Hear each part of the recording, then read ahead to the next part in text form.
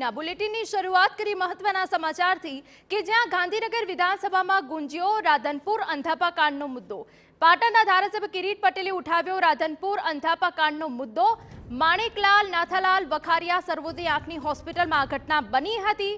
મોતિયાના operation માટે દાખલ થયેલા દર્દીઓના ઓપરેશન બાદ આંખ ગઈ હતી। 7 જેટલા દર્દીઓને અંધાપાની અસર થઈ હતી। વિધાનસભામાં આરોગ્ય પ્રધાન ઋષિકેશ પટેલ ગૃહમાં જવાબ રજૂ કર્યો। સંવાદદાતા કિંજલ મિશ્રા વધુ વિગત આપી રહ્યા છે। કિંજલ, પૂરી વિગત।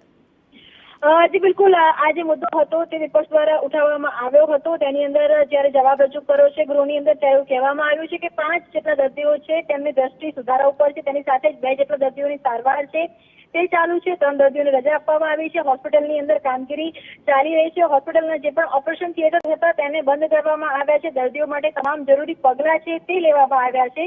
1394 મીટર જેટલી જગ્યા છે તે પણ સરકારે આપી છે અને તેની સાથે જ વિધાનસભાની ચૂંટણી પહેલા 1 લાખ જેટલા કાર્ડ છે તે પણ આપવામાં આવ્યા છે। જોકે આ તમામની વચ્ચે અંધાપા કાંડને લઈ અને અલ્પેશ ઠાકોરની જે એક શાબ્દિક ટપાટપી હતી વિપક્ષ પર તે પણ જોવા મળી હતી। કિરીટ પટેલ દ્વારા ગંભીર આક્ષેપ કરવામાં આવ્યા હતા અને ચૂંટણી પહેલા રાજસ્થાનના એક મંત્રી હોસ્પિટલનો પ્રારંભ કરાયો હોવાની વાત પણ છે તે પણ કરવામાં આવી હતી। શૈલેષ પરમારે પણ રાધનપુર હોસ્પિટલને રવિશંકર મહારાજ શરૂ કરી હોવાનો સરકારે સહાય આપી હોવાની પણ વાત હતી તે પણ કરી હતી।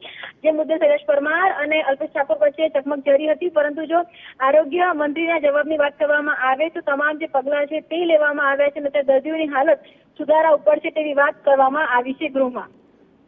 કિંજલ, તો વિધાનસભામાં આરોગ્ય પ્રધાન ઋષિકેશ પટેલે ગૃહમાં જવાબ રજૂ કર્યો।